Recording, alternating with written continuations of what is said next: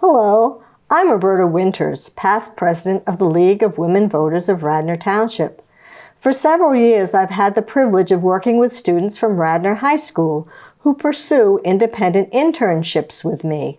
Once a young person signs up, we meet, discover a personal passion, and develop a strategy to learn and then share what they've learned. Last summer, I had the privilege of working with Jessica Koo.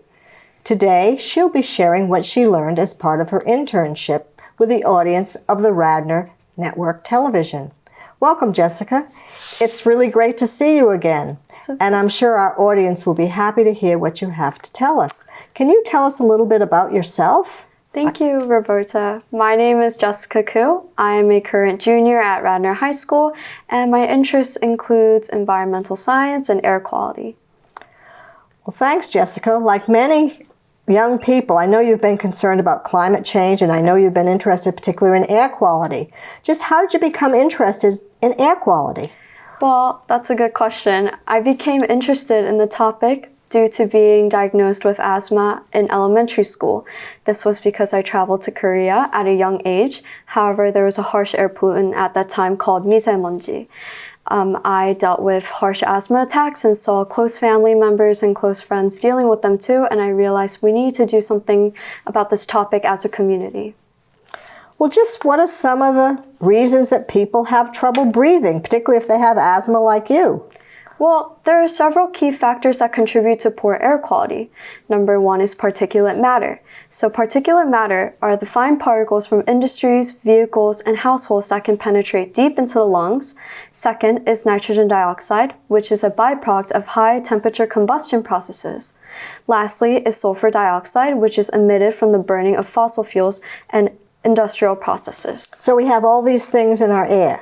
Yes. We have particulates, we have this nitrogen dioxide, and we have sulfur dioxide. And I've also heard a lot about ozone. And is that a problem? What does this have to do with the air we breathe? Yes, that is a very good question. So ozone is at the ground level and is a component of smog and can cause respiratory issues. So these are when pollutants from cars, power plants, and other sources react in sunlight. High levels of ozone can exacerbate asthma and other lung conditions. So sometimes when we see like an air quality alert on TV or hear it on the radio, it's because we've had all these particulates and this ozone, and, and people like you are told to stay inside so you can keep breathing. Or wear a mask, so yes. Or wear a mask, that's true. Yeah. Well, I know air pollution can cause a lot of health-related problems. Can you tell us a little bit about some of the problems that are created by air quality problems? Of course. Air pollution can cause immediate symptoms like coughing, shortness of breath, and eye irritation. Second is the long-term consequences, which is chronic respiratory conditions, heart diseases, and even lung cancer. Third is particulate matter, which is the fine particles that can enter the blood and can cause low birth rates. Lastly is the limited access to quality health care, poor air quality, which impacts those who are already being diagnosed with asthma, and the climate change, which can increase the humidity and temperature. So all of these pollutants are then being made worse because of climate change. Yes. And then kids who don't have access to health issues are even in worse shape than you are, because at least you've got health care around here. Right. So I know I've heard a lot about Chester City. Yes. Is air quality really a big issue there? Yes. Chester City has many industries right near the communities, and it is a very bad, harsh air pollutant especially for the children and anyone who lives near them. So the AQI, which means Air Quality Index, measures on a scale from 0 to 500. The higher values indicate the worst air quality, which Chester City frequently deals with the higher air quality, which measures up to 151 to 200 index. Those relate to the harsh air quality that surrounds the communities. Well, I think you were in Chester with me once. Yes. What did you notice when you breathed there? Well, first of all, I rolled down the windows and you told me to smell the air. So when I did that, it was very strong. The smell was strong and I barely couldn't breathe and I had to wear a mask after that. I just don't know how it's possible for anyone to breathe in those conditions. So it really does make a difference, and it doesn't take a long time to get to Chester City. Yes. Now, I know sometimes we have air quality in places like Radnor Township as well. And air quality doesn't know boundaries. So, windy days, we can get some of those same pollutants in Radnor. But how does Radnor shape up relative to Chester City?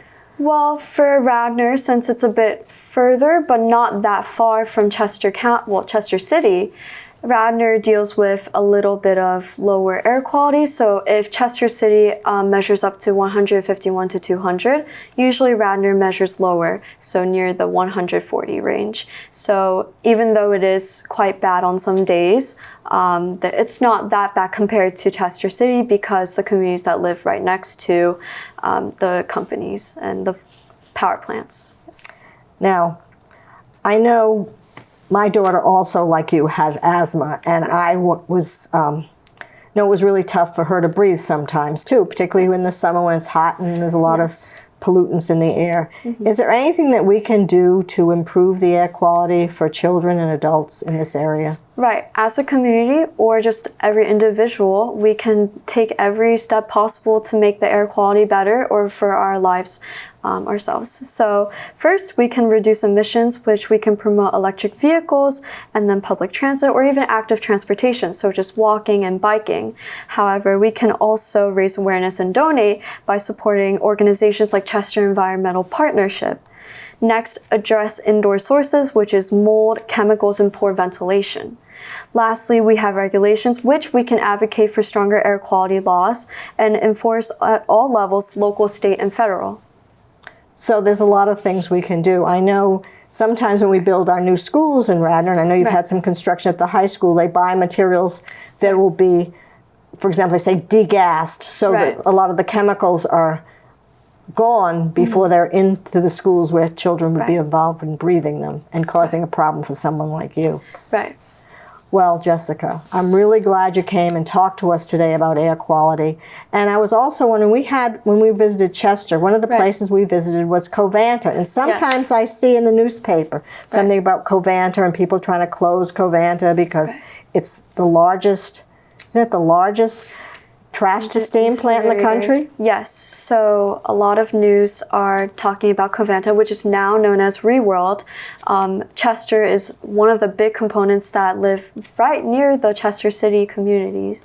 And basically, when we took a tour, what we saw were the trashes that were piled up inside and those were being burned. Even just a little bit of like the materials, particulate matter, nitrogen dioxide, or sulfur, even just a bit of those can be harmful for the communities, so especially for children.